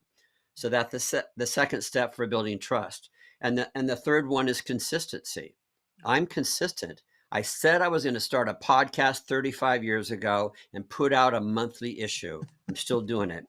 I said that I would go to the gym 5 days a week. I still go to the gym 5 days a week. I said that I will fall asleep every single night watching the Golden Girls because it puts my mind at ease. It just brings laughter. I've seen every episode, so I'm not wide awake needing to know what's the plot line. I know every plot line. I know every line, but it just creates that white noise for me. So everybody knows Winn falls asleep every single night watching the Golden Girls. I'm consistent with that. So those three things. And again, I went on a tangent, and I love can't it. remember what And the question was. well, a Um, question that I have for you, Winn, is most of the time when a person speaks about addiction, which again, congratulated 23 years, 23 years, am I correct? yes. Okay. In Con- November will be 23 years. Congratulations on that. It Thank is you. unbelievable. That's my superpower, and it really is my superpower. Well, most of the time when you hear someone talk about addiction, then you'll hear of the overcoming part, right? And the question that just popped in my head, and it didn't, you know, this one I've never got a chance to ask, is we always hear about the mentality of the person who has overcome. I'm going to have discipline, I'm going to have consistency, I'm going to have that. But most of us don't talk about the mentality of the person while they're in it. And I think if we heard that, then it could help us to maybe not make that decision or help us through the situation. What was the difference in mentality? I mean, when you were in it and the addiction was there, how did the mentality differ? I think that all of us have a side of ourselves that's self-sabotaging. Mm. Some of my mentors have said, we're not afraid of our darkness. We're afraid of our potential. And so we go into self-sabotaging. Things are going really, really well. Do I deserve this? Do I deserve to be happy? Do I deserve to be in a loving marriage? Do I deserve to have these beautiful children? Do I deserve to make more money? And that's what scares people more than their darkness. My gosh, darkness, when we're kicked down, there's a whole bunch of people who want to be the naysayers and join us there. I love Tim's story. He talks about, when you're going through hell, keep going. A lot of people, they just set up camp in hell. I'm in hell. This really, really sucks. I'm going to set up camp. I'm going to stay here for a long time, and I'm going to get a whole bunch of people to join me and to agree with me that my life sucks. And guess what? They're all available. There's a whole bunch of people who will stand in line to agree with you that you're right. Your life sucks. You don't deserve this happiness. You don't deserve this success. And so it's easy for us if we haven't done the work. And you could have beautiful parents and you still need to do the work of I deserve happiness. Not just me, everybody does.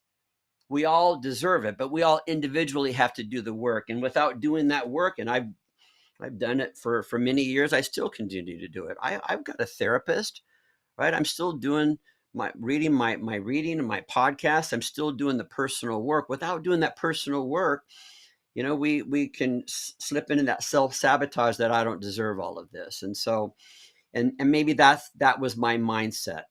When I was heavily into it, I hadn't really done the work that I needed to do. And things were blowing up for me in my career. I did things backwards. Most people were playing around with drugs and alcohol and things in their 20s. I waited till my 40s. I was focused on my career, and then I did the self-sabotage of the drugs, but fortunately it wasn't so bad that I lost everything. I easily could have, and I lost a lot, and I paid a high price for a lot of it. But what came out of that was, okay, I'm not invincible. I don't have the golden touch where everything I touch is easily successful for me.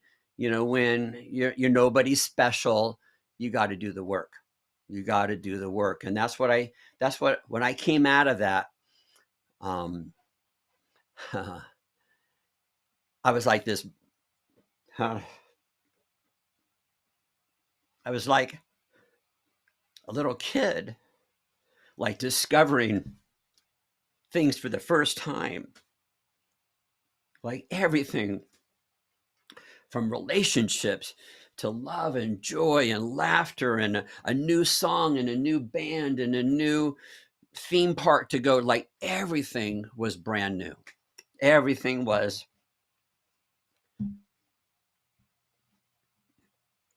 an adventure. It was beautiful. It was a discovery. And to be in that mindset was just a beautiful, beautiful time for me. And that came out of the desperation. And sometimes we learn more from our desperation. It came out of that desperation of, wow, I've got hope. I have hope. Everything is possible for me. And what I needed to work on was my belief system that I deserved it all. I deserved all the love, all the happiness. How do you define joy? Oh, my daughter, that pure joy. And I had no idea that it was going to do this to me. I had no idea that becoming a dad. I have this shirt that I wear proudly. It says, "You can't tell me what to do. You're not my daughter."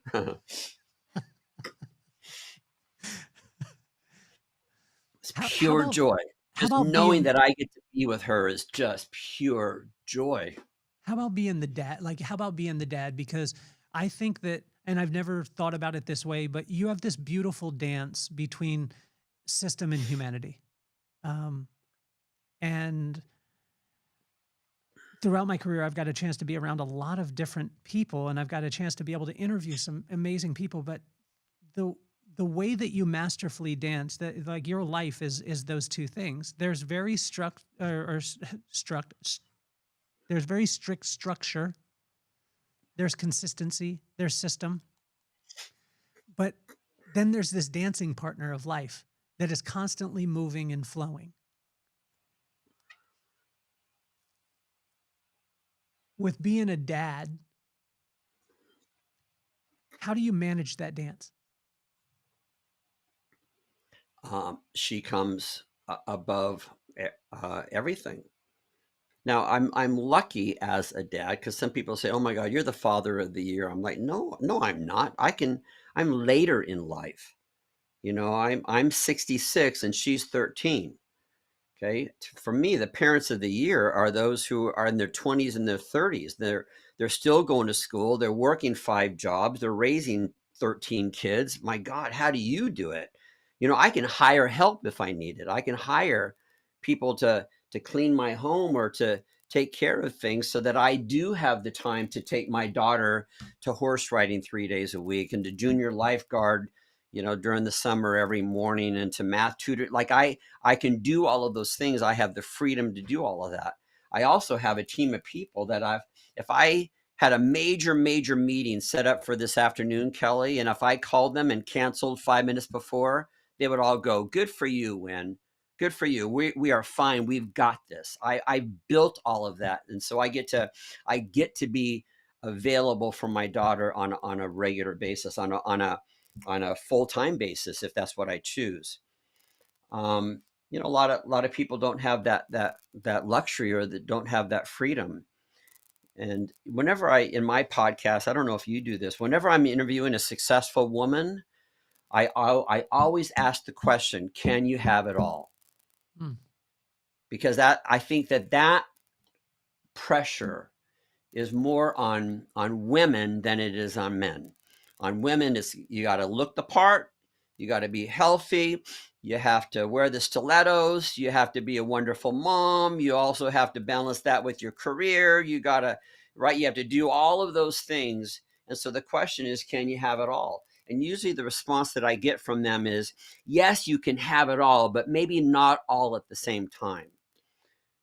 So maybe they are focused on their career and they really build that up, and then they swing the pendulum over to being a parent, and where their career, their business takes a back seat, and they just focus on being a mom and doing all of that. And then little by little, they can start volunteering, more at their schools, at their child's school, and then that can then turn into some other opportunities to get back into the career that they had.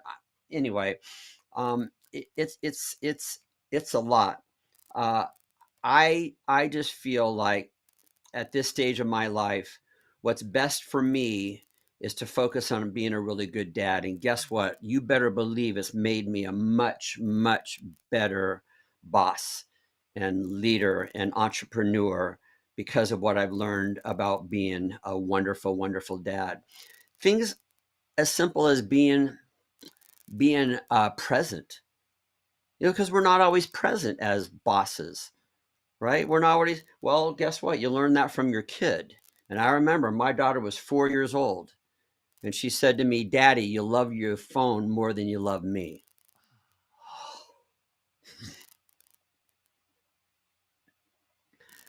My gosh, a dagger to the heart. Right? Now, was it true that I love my phone more than I love my daughter? No. Was it her perception? Yeah, it was. That was her perception. And who needed to own that? I did.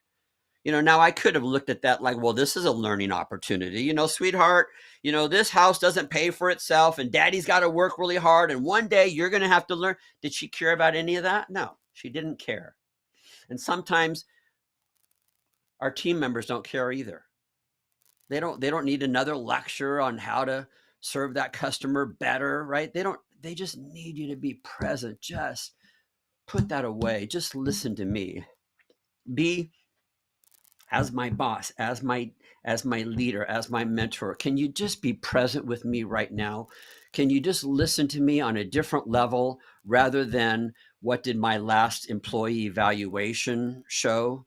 Just be present with me right now. Just give me some hope. Just let me know that I have some value right now. That's what my daughter needed, and that's what my team members need on occasion too. So, gosh, I've learned so much about being a better leader and a better entrepreneur because of what my daughter has taught me.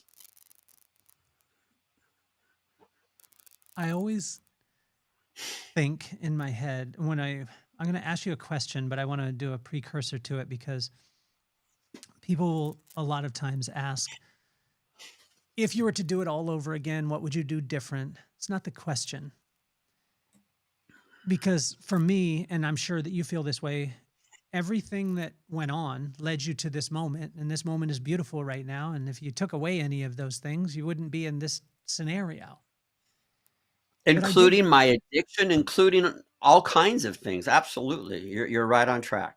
although I did have a conversation with Van Counsel, and this was after we sold our salons. And I was like, and I told him after the conversation, I said, why didn't you call me before? Why didn't you call me earlier? And he was like, well, it's not my responsibility to call you. I mean, he's a mentor. I mean, he's a legend. And he sat down and he just told me has he told you the 3 mile radius theory? I don't know if he has, and we're really good buddies. Okay. So I'm in this touch this with him all one the time. this was so simple, but it was so profound because, as you know, when we started off, we opened in Michigan, second location in Las Vegas, third one in Chicago, fourth one in Carlsbad, fifth one in San Diego, sixth one in Salt Lake, and seventh one in Sacramento. So Wow. we were just like throwing noodles at the wall, right? And whoever stuck, it worked out. And he told me the 3 mile radius. He said, here's the system or the formula, preparation, right? He said, for every 1,000 square foot, do $1 million in revenue. Once you get to that threshold, take a protractor or what, I don't know if it's a protractor, but it's the one with the needle and then the pencil Right. on the other end. He said, stick the needle in your location on a map, do it to scale of a 3 mile radius, draw a 3 mile radius, and right outside that line, open another salon. And it won't consume and cannibalize the business that you have, and then build that one until you get to $1 million in revenue for every 1,000 square foot, and then do the same circle, and then do it again. And then he said, you will dominate your city. And I was like, Van, why didn't you call me? Because I wouldn't have opened in Michigan and Chicago and all those things. I would have opened in Vegas, and I would have dominated Vegas with 11 locations. And when you thought about getting your hair done, that's the only place you ever thought about. Right. In the event that we did a undercover boss or undercover millionaire, that's what they did the show. And we dropped Winn in with $100 into a town. You have to build something. What's the blueprint for Winn? Damn, your questions are good.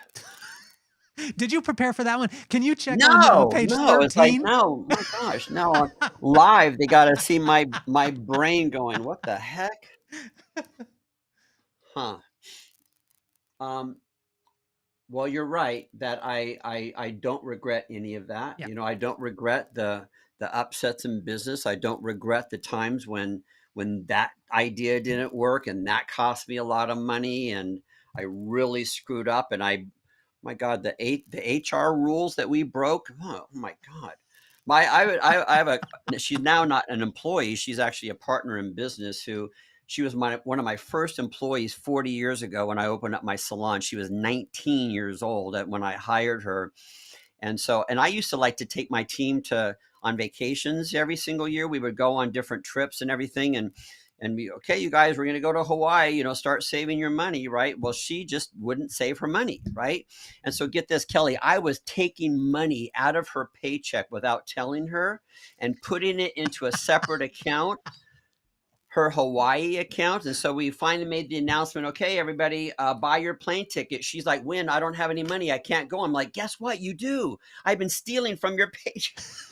My God, I could get sued for that nowadays, right? But This must be a name that I know. I know this person. Am I correct? It's Donna Waite, and she owns Paul Mitchell Schools. Yeah, she's brilliant. She owns schools in Little Rock, in Temecula, in East Bay, she's incredible woman, right? Get this. Yeah. This is how small this world is.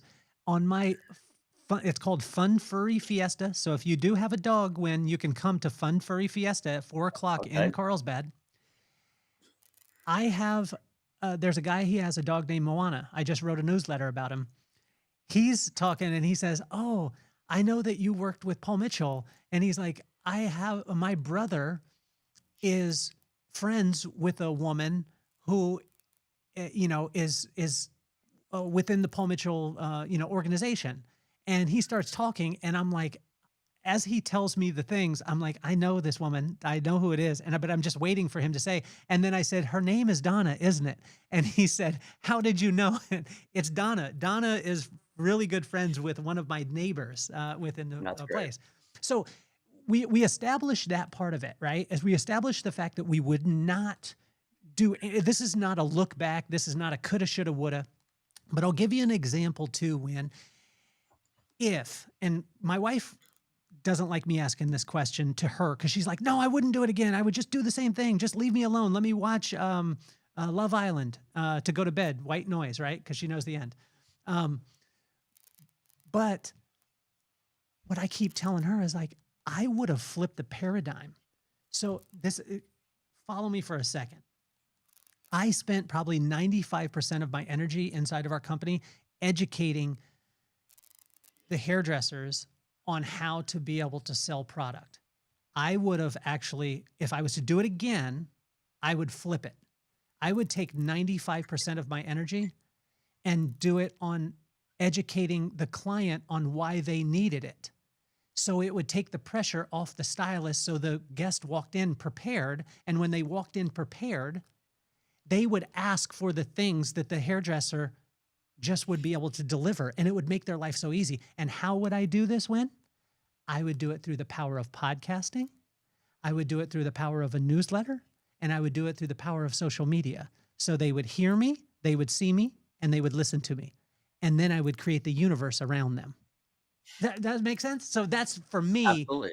if I was to do it again, that's where I would start. Like if we dropped you off in wherever, I'm not even going to name a city because you have a school in that city and you have connection point to it, and we would not want to offend anybody. But if we dropped you off, you have no resources at all. Winn needs to build a successful business. Where does he start? Okay. It's a good question. And maybe I'll get too cerebral or cultural as I answer this for you, but this is what comes to mind. When I always thought that, or I have oftentimes thought that to be successful, again, I would have to be the smartest. I would have to be the most talented. You know, you mentioned Van Council. I remember walking into a room, and there he was, and I'm talking 35 years ago, and he was talking. I'm thinking, I'm never going to be as smart as he is. I'm never going to be that smart. I'm screwed. I'm never going to be successful because I'm not as smart as Van Council. And he and I have had that conversation many, many times of how that flipped for me, and where I don't have to be the smartest. Well, I also believe the same thing when it came to getting into the Paul Mitchell School world. So I thought, because there's some pretty powerful names out there, established names such as Vidal Sassoon. And if you were to ask anybody, what's the reputation that the Vidal Sassoon company has when it comes to their haircutting system? Oh my God, it's respected. Everybody, any hairdresser working for any company, any brand, will tell you that they highly, highly respect the Vidal Sassoon way of cutting hair. Correct? Yes. And so I thought, well, if I'm going to be successful with the new cutting system, the Paul Mitchell cutting system for cutting hair, right? I have to come up against Vidal Sassoon. You know, how are we ever going to match up? And they've got, 20, 30 years ahead of us. How are we ever going to match it? And that's what I thought that I would have to do. I'd have to compete on that level. So here's my answer to your question. Do I want to be proud of my cutting curriculum? You better believe I do. Do I want to be proud of the quality of our facilities? Absolutely. Do I want to make sure that our marketing is top notch and the best of the best? You better believe. But those aren't necessarily the things that are my calling card. What I would want my calling card to be is the cultural stuff. And the cultural stuff is the feeling that people feel so they can walk into a beautiful facility of Paul Mitchell School. Wow, this place is clean, it's beautiful, it's top notch. I love the lighting, I love the decor, I love the music, I love the energy, I love the feeling. I want all of that. I really, really do. I want them to then enroll in the school and say, wow, I'm really learning how to cut hair. This is an incredible system. They're teaching me at a high level. I love this. I do want them to experience all of that. But before all of that, what I really, really want them to experience is that three things. Number one, that they feel safe, that they feel safe. Number two, that they feel that they belong, because apparently 60% of people say no one has my back. And by the way, half of those people are married. And number three, that they have a purpose. Because sometimes you walk in and, yeah, this is a beautiful place. Yeah, we have the best reputation, but what's the point? Why am I doing this? I want people to have that purpose where they walk in. And so when everything else, and we get to feel that way, we can be driving the best car and having the best paycheck, and yet we're like, oh, why am I doing this? Is this really all worth it? I love Jim Carrey. Jim Carrey says, I wish everybody could get really famous and really rich so that they can then realize that this is not the answer. This is not the solution. And I just read that a couple of days ago from him. And sometimes we feel that way. Everything's going exactly how we wanted it to, how we planned for it to do, how the rest of the planet would celebrate us. Wow, look at them. Kelly's super rich and super successful. But I want people to walk in and feel like they have a purpose, because I know I need that. I need to know I'm getting out of bed for more than just having a beautiful house and a beautiful car. And so those three things, that's what I would want people to step into. And if I could have it to do all over, I would focus on those things more than I would focus on the beautiful facility or the impeccable curriculum or the phenomenal marketing campaign. People need to feel safe. What do I need to do to make sure that that happens? People need to feel that they belong. People need to feel that they have a purpose. My wife thought that I was crazy for this, but there is a place. I'm not going to tell you exactly where it is because I don't want you to get there before I do. Well, you are crazy. She and I Okay. agree on that, but go on. There is a business. She knows that I want it. My kids know that I want it. It's in, I won't even tell you the city. I'll tell you the city once we're offline. It has nothing to do with what I've ever done. I have no idea about it. If you were in the scenario that we were talking about, where we just dropped you in and you could not do anything to do with the professional beauty industry at all, and you just had to do another business, what would it be? Okay, well, I'm going to cheat as I give you this answer because I've sort of started doing it because it was something and that's in the pet industry. We love our dogs. We love our dogs. We love our animal companions, and that's something that I've always been drawn to, and I thought that for years. Gosh, how can you make money doing this? And it's really funny is, especially during the pandemic, there are people, they all got pets, they all got dogs. Everybody got a dog during the pandemic. I'm stuck at home. I'm gonna go get a dog. And the generation of today, they don't want to own a car because they can take an Uber. They don't even want to own a home. They're not even, oh, I want to own a home. I wanted to own a home at 16 years old, right? They don't feel that way. Everybody has a dog. And they will put more money into grooming their dogs than they will in grooming themselves. When they board their dog, it costs them more money to board their dog where they go on vacation than they're spending for their own hotel room for their vacation, right? And so that's, not only is there a lot of opportunity in it, it's just a fun industry. And this also kind of came about because, to be really honest, we have students that graduate from a Paul Mitchell school. They love our culture. They love cutting hair, but they don't like people. They love dogs. I don't want to cut, can you just shut up while I cut your hair? Because I don't really want to talk to you as a human being. If they can avoid that conversation and just work on dogs all day, they're thrilled. And so, okay, we'll give you that skill set as well. And so yeah, that's kind of my next adventure. I'm kind of brand new with it, but I'm having a blast. Is there anything as far as passion wise, like for you, that doesn't bring, like for me, and I'll tell you the business that I'm going, I will have, because I'm going to invite you to. I can't wait for us to experience it together. This will take a little bit of time, but I want an old school bowling alley because I've always wanted to be able to, like, as a kid, going to a bowling alley, when the guy who worked there, who generally was missing at least one tooth, would be able to walk down the side of the lane when your ball would get stuck and he would kind of kick it through. I thought that is like life. That when you're living, when you get a chance, because no one's allowed to walk down there except him. Your poor wife. Tell her to call me. Jeez. And I am going to invite you. You have to wear the rental shoes.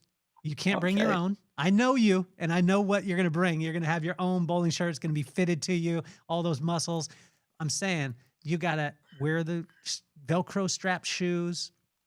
You're in.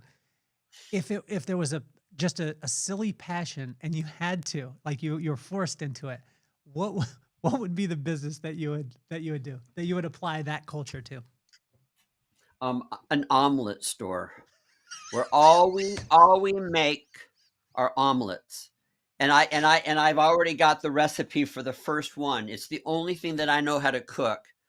And I only cook it like on Christmas morning, and everybody says this is the best omelet I've ever had. I'm like, you know what? I need to open up an omelet store.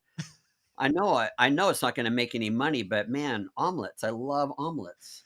Would it be a sit down place, or would people come in and would they Oh, um sit down. You need a gathering spot. okay. A lot of people call it the third place. The first place is your home, your second place is your work.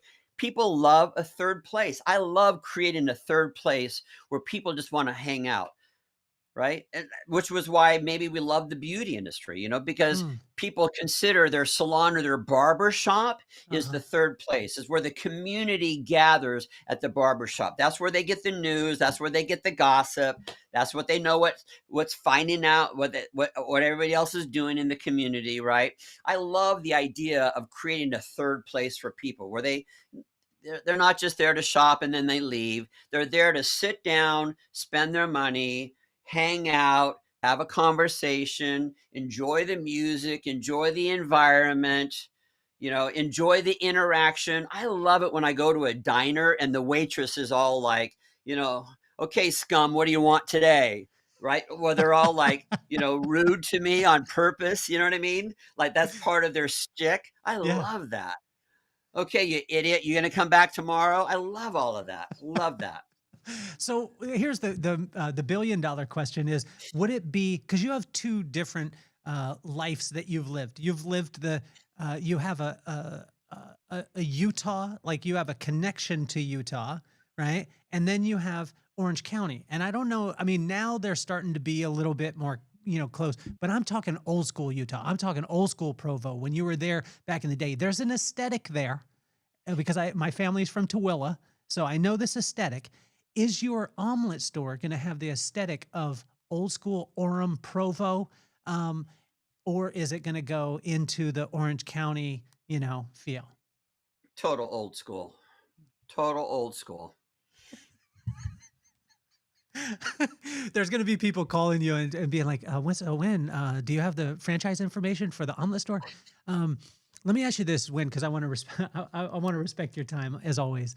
Um, what are you preparing for right now that you can't see, that when it comes, you'll be ready? High school. Oh God, Kelly, we got to talk. Because it's eighth grade. This is eighth grade, which Oh yeah. means in a year it's high school. Um, we should have those conversations. What am I What's your take? preparing for? What's your take on with the 13-year-old girl? What's your take with the boys at the house? What do the boys call you? Because I'm old school with this. Ain't nobody calling me by my first name. How is Papa Win dealing in that realm? Lay down some ground rules that you've There are laid down. no boys coming to my house. I'm None. sorry. No, no, no. We're way, way. Okay. I'm, Good. I'm, I'm. We're old school with all of that. Delay, delay, delay, delay. Right? Okay. She wants to speed it up with daily trips to Sephora and and all of that, but no, we're just slow down, sweetheart. Let's just slow down. And so, How do you have um, how do you have her friends address you? Is there a name? Is there, um, and it's not so much that we require that. It's just that the circle of friends that she has, because of the parents that they have, we're all very old school. It's not so much Mr. Claybaugh as it is Mr. Winn. So, okay. and that comes from the parents of my daughter's friends. That's Mr. Winn, that's Mr. George. So it's all very, very respectful. Hmm.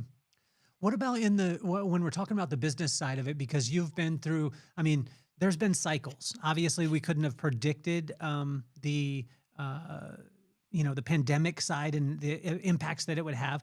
But there's been cycles, and you've been in 40 years of business, you've seen these cycles. So it's not like you have to get really super emotional. Although with the pandemic, when this happened, I did the silliest thing ever. Number one, I video recorded our meeting with our whole company, and I sat with our leadership, and I was like, guys, I've been through 2008.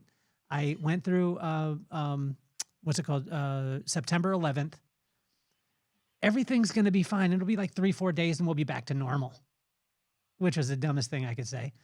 Um, Right, right. but you've been through this. So what do you see on the horizon that you're getting prepared for that maybe other people could get prepared for, so they won't get they won't suffer challenges as they move forward? Again, and great question.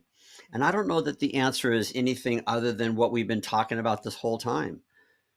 Just that whatever it is that's going to come up, there's never going to be a time when we don't need really, really good leaders. Leaders with integrity, leaders who truly, truly care, leaders who are still at the top of their game. That was to answer the question that you had early. My daughter didn't necessarily see me in my heyday. If there was such a thing as my heyday when I was a hustler on the road, 250, she never saw that. I don't want her to now see me laying on the couch, right? I want my daughter to know that, that daddy hustled, daddy had a great life. It's my own life. I can work or not work. I can have that balance that I didn't have 20, 30, 40 years ago, but I'm still hustling. I'm still, and that's going to serve us no matter what comes along, good news, bad news, economy, another pandemic, who knows what. The planet is always, always going to need really good teachers, the best leaders, the best mentors. We're always going to be in need of those things. And so, if this podcast, if your message is one-on-one with the listeners, that's your takeaway. What can we all do to become better human beings and better dads and better neighbors and better philanthropists? And those are the things that are always going to serve us well. I wouldn't even begin to know how to coach somebody to prepare financially. You don't want me poking around your estate planning. You don't want me giving you advice on your marketing campaign. They don't even give me a key to the building. I don't have access to the financial aid department of my schools, right? I don't even water the plants anymore. They would be dead if I was in charge of that, right? But my team is absolutely counting on me, that I'm not going anywhere, that I'm still just as passionate today as I was 40 years ago. I still believe in everything that we're doing. I still value them more today than I did that many years ago, because I see the value that they have as I scale back in what I'm responsible for. That means I rely on them for a lot more. And the team that I have, there's a smaller group of people doing 5 times the amount of work that the team did 10 years ago. So I'm attracting super good qualified people, and they just want to know that, am I safe with Winn, right? Is he really gonna does he have my back? Is while I'm focused on these other things that are important to him, that he doesn't even know how to do. He's not even qualified to do these things, right? Is he going to take care of me? And so the world is always going to be in need of the messages that you're sending out to your listeners on a regular basis. So with kindness, culture, systems, consistency, is there any business that this wouldn't work for? God, no. No. Doesn't matter what. Doesn't matter how you're making money. Doesn't matter who your customer is. Doesn't matter your product, your service. My gosh, every business could improve by focusing on these things, including my own. We haven't mastered anything.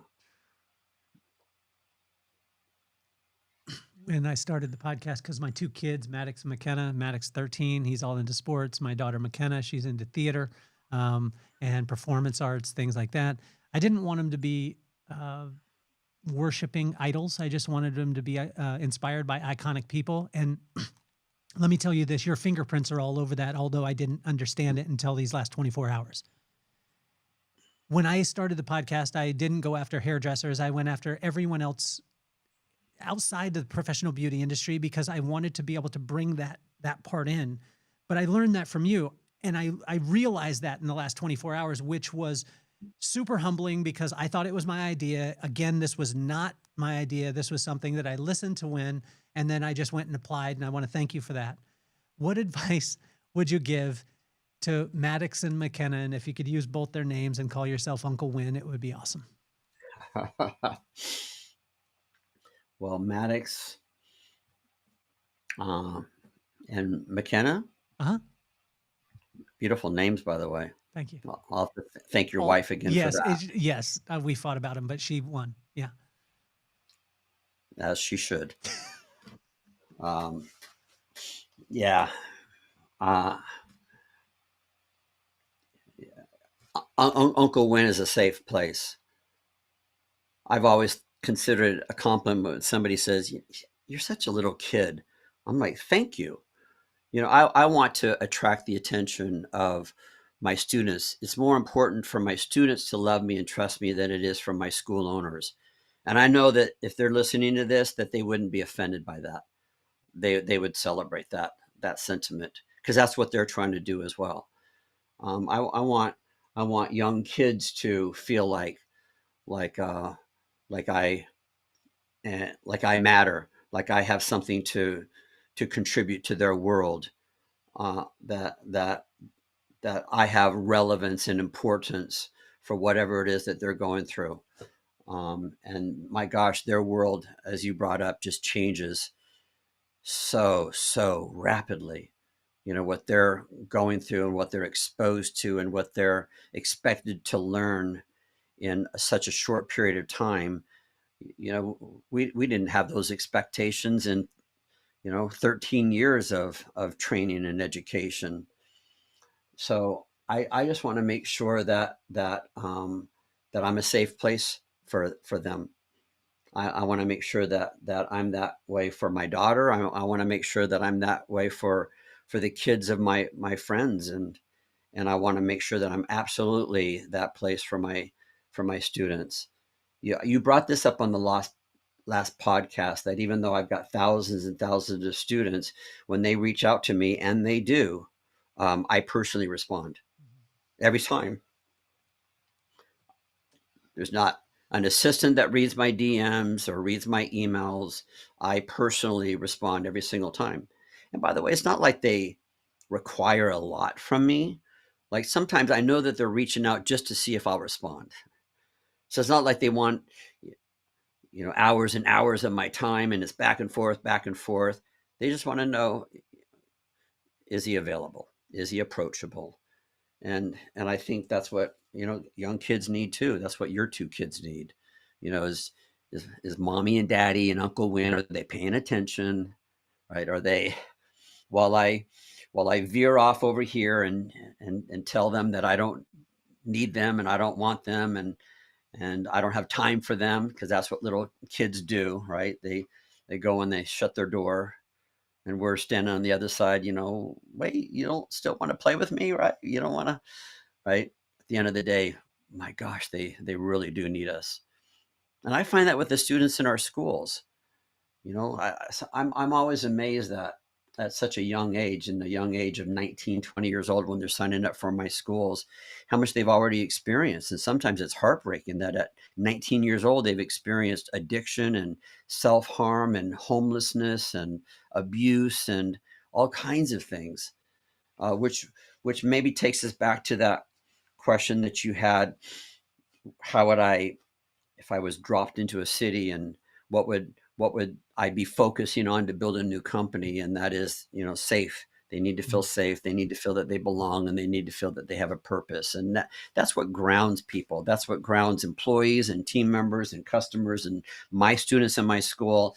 And I think it's what grounds our kids too. Your kids and my beautiful daughter too. So, man, we have so much work to do. Well, I want to tell you this too. When I was in Fresno to speak at Deanna and Eric's school for their graduation, and my friend Joaquin always picks me up, and every time he picks me up, the guy's got the greatest attitude that you could imagine. He's always got 90s hip hop on because he knows I like it. And it's already playing in the car. It's not like he changes the station. It's already playing in the car. When I get into the car, it's like he's got everything set. He's got water for me. He's got all these things. And I remember him telling me about so many things that he was excited about. And that day, and I just want to do this as a personal testament to you when you say that you respond, because over the last, 30 years that I've known you, when you said that at first, I was like, yeah, okay, cool, because that ain't happening. But it's been the same email, and you're the only person on earth, I believe, that still has an AOL email. There are three of us. There Yeah. are three of us that still use AOL. But I reached out to you. I did it by text, not by AOL, because I didn't have any dial-up internet near me. And so I reached out and I said, hey, Joaquin is doing some great things. Could you send a video, or could you just, it wasn't but 25 minutes, and you were I can't remember where you were standing, but wherever you were in the world, you took the time, you made a video, and it was personalized to Joaquin, and I sent it on. And I want you to understand how many times he's called me and thanked me, which I didn't do anything for it. You did it. But how much that impacted, that personal touch. Could you give a little shout out to Joaquin? Oh God, I love that man. Because our schools, he does a lot of things right. And because our schools are so passionate about fundraising and making money, to date, we've raised $26 million. And that's near the very top of my priority list of what I want our schools to be focused on, because that's cultural building. That's community building. And I want to be the ambassador to continue with that message, because Joaquin knows it's important to me. Maybe it's important to him too. I don't know. But my perception is Joaquin knows it's important to me. And so he makes it important to him. And Joaquin, you're brilliant at that. Yeah, and it's not like he's like, okay, hey everybody, can you give us some money? Yes, we're trying to raise money for Children's Miracle Network Hospital. My gosh, that's not Joaquin. He walks in with a parade. He walks in, he has prepared. It is the energy, and it's the theme, and it's the colors, and it's the costumes, and it's the balloons. It's like, if we're going to raise money, we're going to make a statement here. We're going to raise money, and everybody's going to feel really, really good about doing it. And I think he approaches most everything that way. It's a great way to live life and to pursue a career. So yeah, he's a great guy. Thanks, Joaquin, for everything that you're doing. And Kelly, thank you for your time with me today. I can't believe that you've kept me on for this. I think this is the longest. Is 2 hours. This is the longest. Baby. It's 1 hour and 59 minutes. It just turned 59 minutes now. Wow. I've cried. I've laughed. I cried some more. I cried some more. I do that. I cry a lot. Well, you're You know, you're on. I have people walking into my seminars and they're like, "Are you gonna make me cry today?" I'm like, "Well, of course I am." They're like, "Yes." Like, people don't naturally have that emotion. I Yeah, have that emotion a lot throughout the day. I love that emotion of being emotional and of crying, good tears and all that brings me to tears in a good way. And I know people love that emotion. So thanks for bringing that out of me today. you got it. You got it. Well, I'm going to ask you this. We're going to run a commercial real quick. It's just going to be for like 30 seconds. Can you stay on for just give me one more minute after we're done with this? Yes. Because I have a couple things to say to you. Sound good? Yes. Yes. When you've been amazing and you're officially off the hot seat. Peace, love, and soul. Thank you.